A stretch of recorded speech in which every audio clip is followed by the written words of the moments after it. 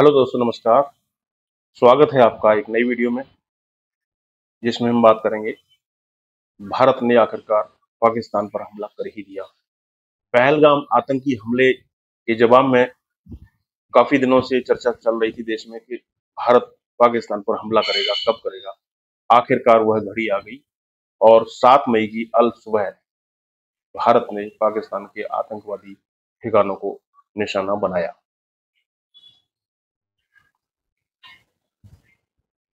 भारतीय सशस्त्र बलों ने ऑपरेशन सिंदूर शुरू किया, जिसमें पाकिस्तान और पाकिस्तान के कब्जे वाले जम्मू और कश्मीर में 9 आतंकवादी शिविरों को निशाना बनाया गया, जिसमें जैश ए मोहम्मद का मुख्यालय भी शामिल था। 22 अप्रैल को पहलगाम में हुए आतंकवादी हमले के जवाब में किए गए सटीक हमलों का उद्देश्य भारतीय दावों के अनुसार नागरिक स्थलों को निशाना बनाए बिना आतंकवादी ढांचों को नष्ट करना था। हालांकि पाकिस्तान ने इन दावों का खंडन किया है और जवाबी कार्रवाई की कसम खाई है। लेकिन फिर जवाबी कार्रवाई किसकी? परमाणु सशस्त्र पड़ोसियों के बीच इस वक्त तनाव चरम पर है। इस पर आइए जानते हैं विस्तार में और क्या क्या अपडेट है। हमारे साथ बने रहिए। ऑपरेशन सिंदूर, भारत पाकिस्तान भारतीय सेना जैश ए मोहम्मद पहलगाम अटैक। कल्पना से परे भारत ने पाकिस्तान में लश्कर ए जैश के आतंकियों को मिट्टी में मिलाया। जम्मू कश्मीर में पहलगाम में 22 अप्रैल को हुए आतंकी हमले के बाद भारत ने आखिरकार पाकिस्तान पर हमला कर ही दिया। भारत 7 मई को पूरे देश में मॉकड्रिल कराने वाला था, लेकिन इससे ठीक पहले पाकिस्तान के कई ठिकानों पर हमला कर दिया गया। भारत ने पाकिस्तान में 9 जगहों पर मिसाइलों से हमला किया है। पहलगाम हमले के बाद प्रधानमंत्री नरेंद्र मोदी ने कहा था कि आतंक को इस बार ऐसा जवाब दिया जाएगा जो कल्पना से परे होगा और आतंकियों को मिट्टी में मिलाने का काम किया जाएगा। इस हमले में भारत ने 50 से ज्यादा आतंकवादियों को मारा है, ऐसी खबर है।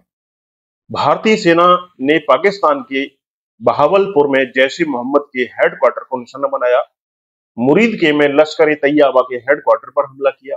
मुजफ्फराबाद में हिजबुल मुजाहिदीन के अड्डे को निशाना बनाया। कोटली में टेरर कैंप, गुलपुर में टेरर लॉन्च पैड, भिम्बर में टेरर लॉन्च पैड, चक अमरू में टेरर लॉन्च पैड और सियालकोट में आतंकी कैंप को निशाना बनाया गया। कई स्थानीय लोगों ने बताया कि विस्फोटों के बाद शहर की बिजली गुल कर दी गई।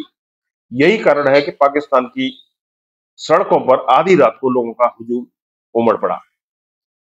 भारतीय सेना ने जैश ए मोहम्मद और लश्कर ए तैयबा के ठिकानों पर बड़ा हमला किया।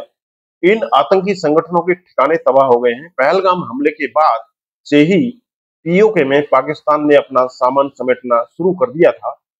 हमले के डर से यहां करीब 1000 होटल और मदरसे बंद कर दिए गए थे। यहां तक कि अजान भी बगैर लाउड स्पीकर के ही की जा रही थी। पाकिस्तानी अखबार डॉन की रिपोर्ट के मुताबिक जनरल चौधरी ने कहा कि पाकिस्तान इस हमले का मुंह तोड़ जवाब देगा। हालांकि हमले में हुए नुकसान की जानकारी अभी तक जाहिर नहीं हुई है। पाकिस्तानी मस्जिदों से ऐलान, भारत की तरफ से पाकिस्तान में आतंकी ठिकानों पर हुए हमले के बाद पाकिस्तान की मस्जिदों से घोषणा की गई है। पूरे पाकिस्तान में दहशत का माहौल है। मस्जिदों के जरिए लोगों से अपील की जा रही है कि घरों को छोड़कर सुरक्षित जगहों पर पहुंचें। इस दौरान घरों में कोई भी मौजूद ना रहे। आइए जानते हैं क्या है भारत का ऑपरेशन सिंदूर। भारतीय सशस्त्र बलों ने पाकिस्तान और पाक अधिकृत जम्मू कश्मीर यानी पीओके में स्थित आतंकवादी ठिकानों पर ऑपरेशन सिंदूर नाम से सर्जिकल स्ट्राइक की है। पहलगाम आतंकवादी हमले का बदला लेते हुए 9 ठिकानों को निशाना बनाया गया है। ये वे ठिकाने हैं जहां से भारत पर आतंकी हमलों की साजिश रची जा रही थी और आतंकवादियों को प्रशिक्षण दिया जा रहा था। हमले से पहले भारतीय सेना ने दे दी थी जानकारी। हमले से ठीक पहले भारतीय सेना ने सोशल मीडिया प्लेटफॉर्म एक्स पर एक पोस्ट किया था, जिसमें लिखा गया था, प्रहराय सन्निहिता जयाय प्रशिक्षिता और ready to strike trained to win. मतलब साफ था कि पहलगाम हमले का बदला आज ही लिया जाएगा। हमले के बाद से ही भारत सरकार ने सेना को फ्री हैंड छोड़ दिया था। यही कारण है कि लगातार आला अधिकारी इसको लेकर बैठक कर रहे थे। पाकिस्तान की आखिरकार किसी ने नहीं सुनी, दावा निकला सही। पहलगाम हमले के बाद से ही भारत और पाकिस्तान के बीच तनाव देखने को मिल रहा था। भारत ने पाकिस्तान पर कई बड़े एक्शन लिए थे, इनमें सिंधु जल संधि समेत सभी पाकिस्तानियों को भारत छोड़ने का आदेश भी दिया गया था। भारत की तरफ से हुए हमले को लेकर पाकिस्तान ने पहले ही दावा किया था कि भारत की तरफ से 5 या 6 मई की रात को हमला किया जा सकता है। इस बात को पाकिस्तान ने कई जगहों पर कहा था, हालांकि उसकी बात किसी ने नहीं सुनी और भारत ने अपने प्लान के अनुसार ही एयर स्ट्राइक की। टीआरएफ ने ली थी हमले की जिम्मेदारी। पहलगाम आतंकी हमले की जिम्मेदारी पहले द रेजिडेंस फ्रंट यानी टीआरएफ ने ली थी, हालांकि जिम्मेदारी लेने के 4 दिन बाद ही वो इससे मुकर गया।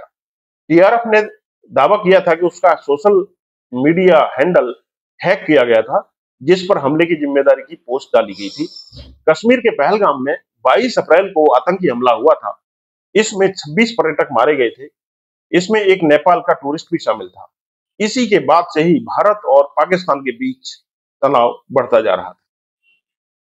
फिलहाल इस वीडियो में इतना ही। नमस्कार।